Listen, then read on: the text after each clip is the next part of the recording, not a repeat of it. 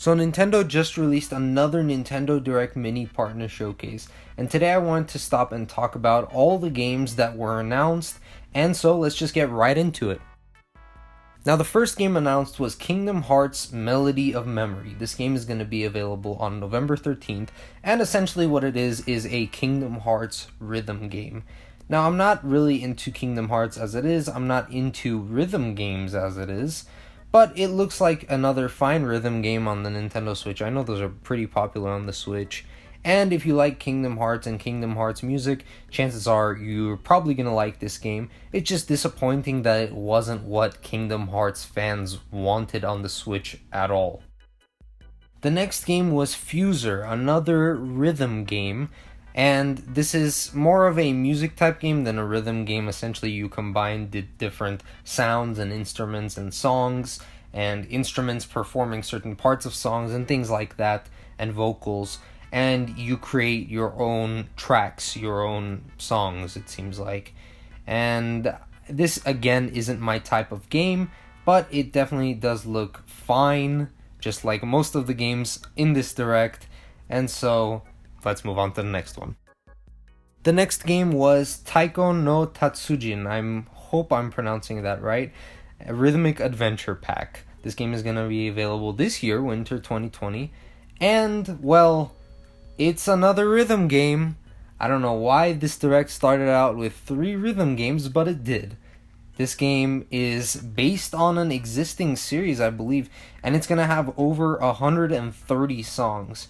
So that's going to be pretty cool. If you like rhythm games, then this was the Direct for you.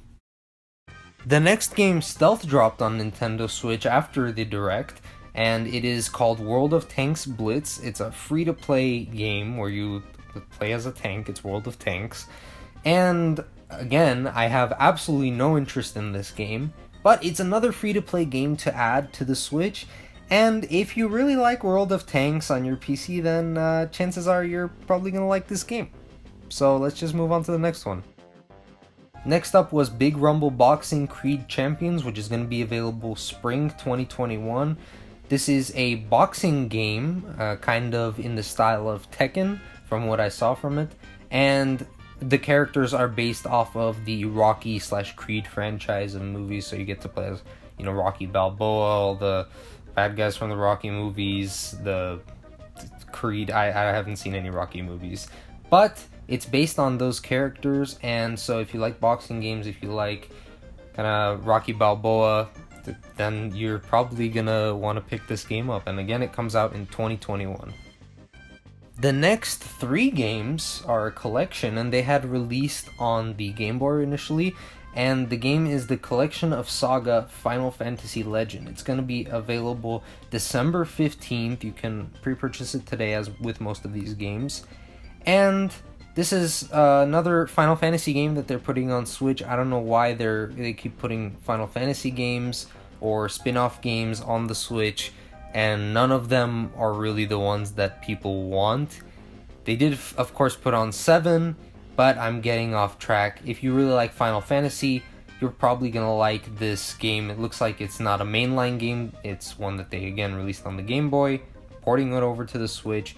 And so if you like game collections like that as well, you're probably going to want to pick this game up.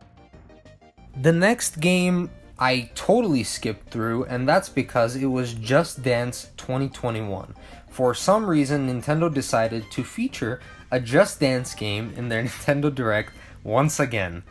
It's coming out November 12th, if any of you even care. Now, look, Just Dance games are fine. They're casual dancing games, and that's okay. There's a place for that too.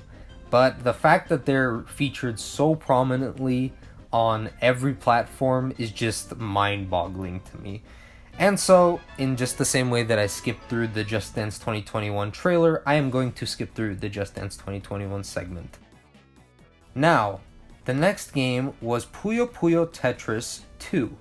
I do not know why they are releasing a Puyo Puyo Tetris 2, because whenever they release a new Tetris game, it's essentially the same thing, but it's just the same thing. That's it. That's all I was going to say. So, this game is going to be available December 8th, and it looks like Puyo Puyo Tetris. Puyo Puyo Tetris is fun. Honestly, all I had was the demo, and I had enough fun with that to where I didn't want to buy the game.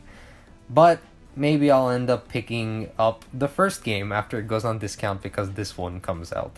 Of course, the game probably has a new story, but it's Puyo Puyo Tetris. So the next game, well, it wasn't a game, it was DLC, but it was the Minecraft Dungeons Creeping Winter DLC. Of course, Minecraft Dungeons has already come out on Switch. Now they're doing a DLC for it. It's going to be available this September, and that's really cool. This was part of a highlight reel that they did, and the next game was Jump Force Deluxe Edition, which is going to be available August 28th. A lot of people reviewed Jump Force when it came out, and a lot of people hated Jump Force when it came out, so I am sure I will not be picking that up. Captain Tsubasa Rise of New Champions is a soccer game that's going to be releasing on the Switch. I am going to be honest and tell you that I am not sure if this is a pre-existing series because I've never heard of this before, but it's going to be coming to the Switch. It's a soccer game. Not really into sports games that much, but it is coming if you like soccer games. The last game announced was Final Fantasy Crystal Chronicles Remastered Edition, and this game is going to be available August 27th. It is, of course, a remaster of Final Fantasy Crystal Chronicles, and that was, again, the last game that was announced in the Direct. Wow. Surprisingly, this Direct was only 11 minutes 46 seconds long, and way more packed than the other Direct, but I don't think it was all that great. None of the games in here were anything that I would like to buy, and the video currently has 47,000 likes and 33,000 dislikes on YouTube for a 58.1% like ratio, so it's almost split completely down the middle for people who liked it or, gave it a like, or versus people who gave it a dislike. Now, why do people not like this Direct? Well, all of us were looking forward to a traditional Nintendo Direct. Of course, the Indie Showcase launched last week, and usually after those Indie Showcases, a week after them, for the most part, there's usually a full-fledged Nintendo Direct. And so a lot of people were speculating, well, there's going to be a Nintendo Direct. Well, there was, and it stealth dropped. There was no announcement, really. There was a Nintendo Direct, but it's a mini showcase. And it's a partner showcase, and this is like the new branding that Nintendo is trying to do for their Nintendo Directs when they have nothing to show us.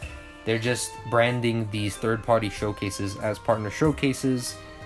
But here's the problem. They're branding them as Nintendo Directs. And so, let me know what you guys thought about this quote-unquote Nintendo Direct. I don't think they should be called that because now when a Nintendo Direct comes out, I am not that excited. But let me know what you guys thought about this Direct and which games are you going to pick up.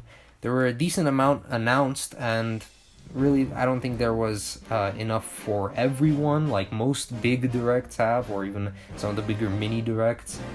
But if you enjoyed any of the games, if any of them looked appealing to you, if you're a big Final Fantasy spin-off fan, let me know in the comments, and like and subscribe if you enjoyed this video and if you want more content in the future. I'll probably be ranking these games in a separate video, so look out for that, and I will see you guys in the next one.